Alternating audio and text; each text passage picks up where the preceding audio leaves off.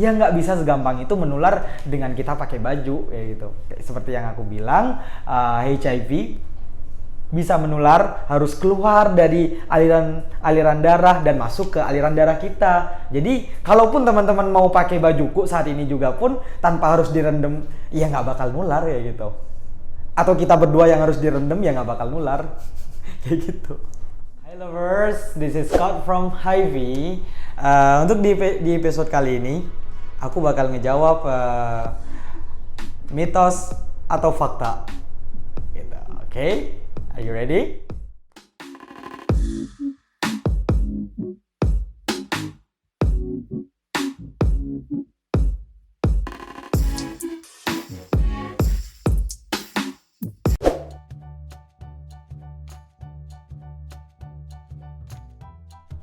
Mitos. Virus HIV nggak bisa menular melalui gigitan nyamuk karena virus HIV nggak bisa bertahan dalam nyamuk ya, harus di manusia kayak gitu.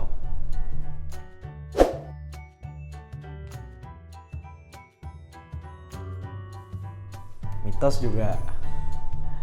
Nah, karena HIV itu sebenarnya menular bukan seperti flu. Justru yang lebih berbahaya flu nih. Seperti TB juga nih. Jadi bisa melalui udara kayak gitu. Itu kalau flu kan kita batuk, orang sebelah kemungkinan kita juga bakal bisa batuk juga kayak gitu kan. Nah, kalau HIV nggak bisa menular melalui udara kayak gitu. Jadi ya kenapa harus diisolasi kayak gitu loh. Kasihan kan kalau diisolasi. Enggak sih, nggak lucu garing. Nah, jadi penularannya, sekali lagi, penularan HIV itu ada prinsip yang simple yang bisa teman-teman ingat, yaitu EC, exit, survive, sufficient, dan enter. Harus keluar dari seseorang melalui aliran pembuluh darah kayak gitu. Sufficient harus cukup, survive harus bertahan hidup, dan enter harus bisa masuk ke dalam aliran darah orang lagi kayak gitu. Jadi nggak harus diisolasi.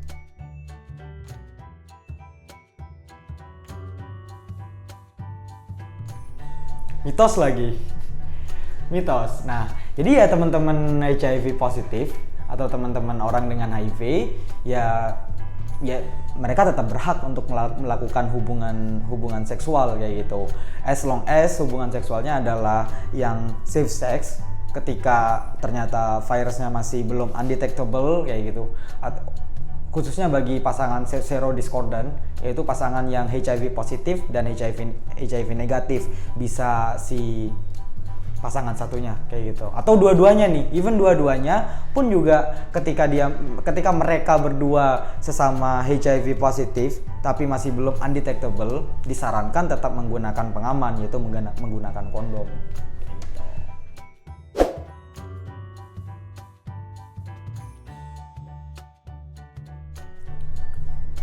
Mitos. Karena being HIV, it's not the end of our life. For me, it's not the end for my life kayak gitu. I've been diagnosed since 7 years ago, like 2012, and as you can see today, I keep surviving. I keep contributing to my community. Jadi ya. It's not a death sentence for me, dan seharusnya juga bagi teman-teman di luar sana kayak gitu.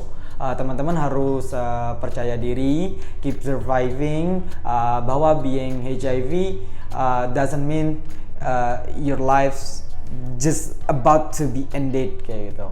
Teman-teman masih bisa berkontribusi, masih bisa aktif, masih bisa berkegiatan, masih bisa bekerja. Kalau yang kuliah masih bisa berkuliah, masih bisa berkeluarga, asalkan semuanya safe kayak gitu. Jadi mulailah teman-teman mencintai diri teman-teman sendiri dan lingkungan sekitarnya juga, yaitu keluarga, pasangan, maupun sahabat dan teman-teman kita.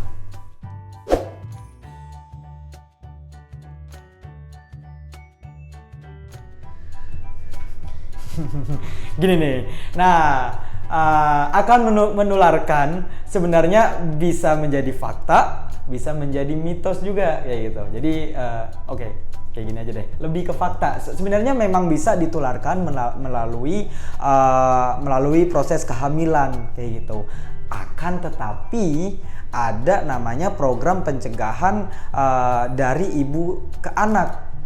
Jadi ketika ada seorang wanita HIV positif, wanita pengidap HIV dan ingin program memiliki anak, maka udah bisa mulai di program, mulai bisa di-maintain oleh dokter kayak gitu sejak sebelum kehamilan, ketika kehamilan dan proses melahirkan hingga pasca melahirkan, hingga si bayi terlahir ke dunia kayak gitu. Nah, tujuan dari program ini untuk bisa mencegah menularnya virus HIV dari si ibu ke si anak. Apakah berhasil? Berhasil.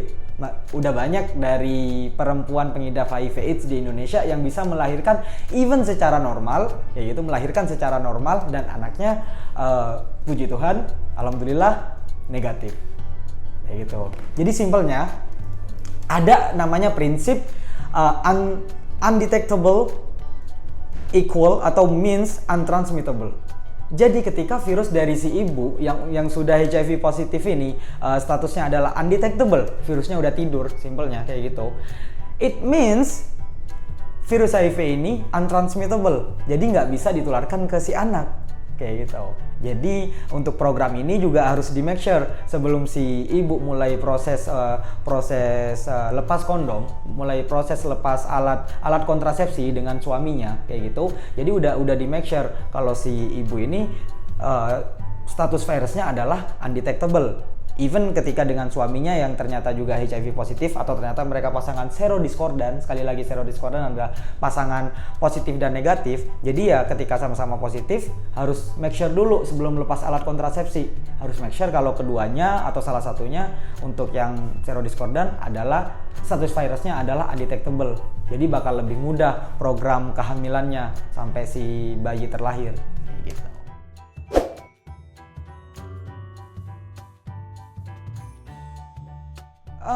Kayak gini lagi. Kayak gini lagi.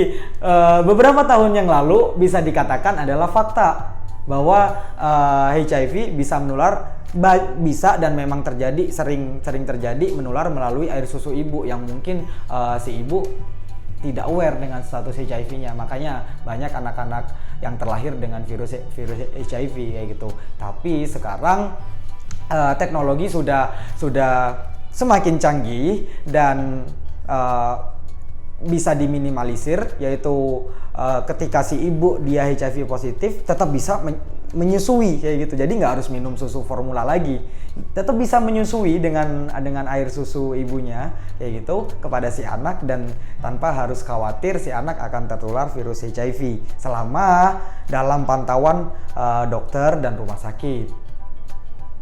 Simpelnya, ya ketika si ibu sudah undetectable status virusnya.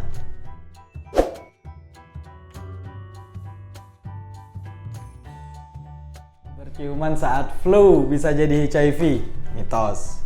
Nah, sekali lagi, HIV bisa ditularkan melalui prinsip ESE, exit, survive, sufficient, dan enter. Jadi kalau cuman flu, ya berarti nggak ada virus yang keluar dong dari seseorang yang sudah mengidap HIV, yang keluar dari aliran darahnya kayak gitu, dan nggak bisa enter juga kayak gitu.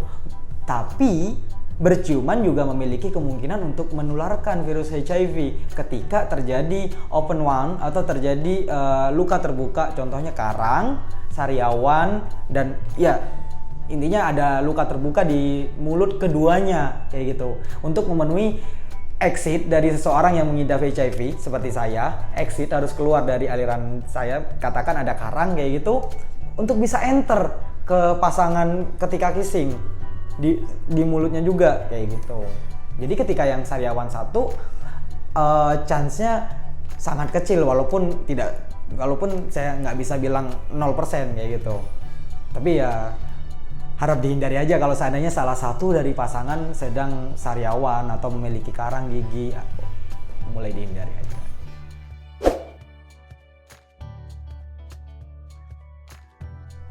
Mitos, karena justru 14.721 pengidap HIV adalah ibu rumah tangga berdasarkan data dari Kementerian Kesehatan. Official report from Indonesian Health Ministry.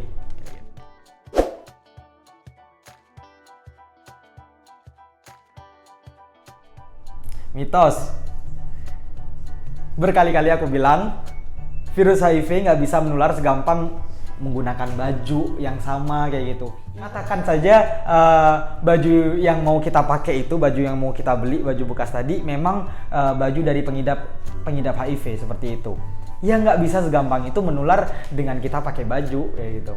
Seperti yang aku bilang, HIV bisa menular harus keluar dari aliran darah dan masuk ke aliran darah kita. Jadi kalaupun teman-teman mau pakai bajuku saat ini juga pun tanpa harus direndam, ya nggak bakal nular ya gitu. Atau kita berdua yang harus direndam, ya nggak bakal nular kayak gitu.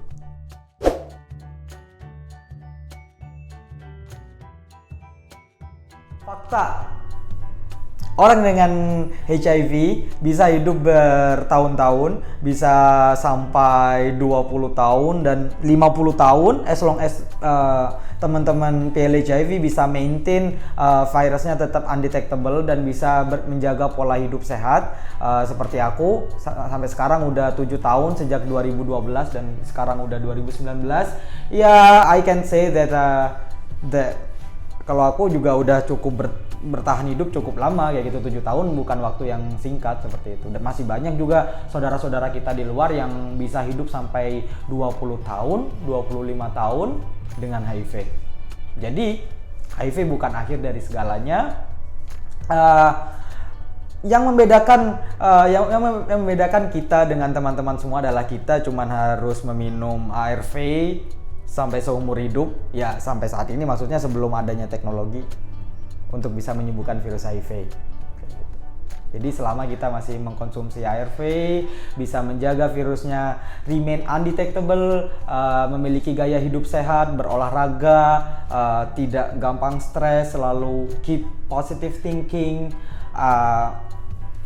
I do hope that PLH HIV atau aku pribadi bisa keep surviving dalam waktu yang lama. So I would like to say fakta.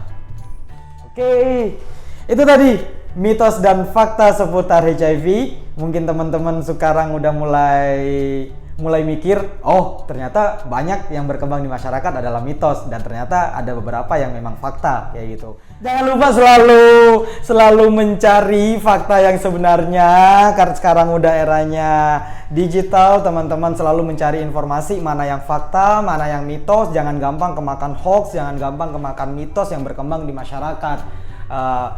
Keep educating yourself, stay safe, dan stay humble. Dadah! Selalu membuka buku. Kenapa harus copot sekarang sih? Terlalu semangat.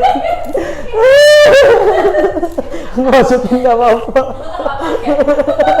Ya kenapa copot sih? Tuh kan.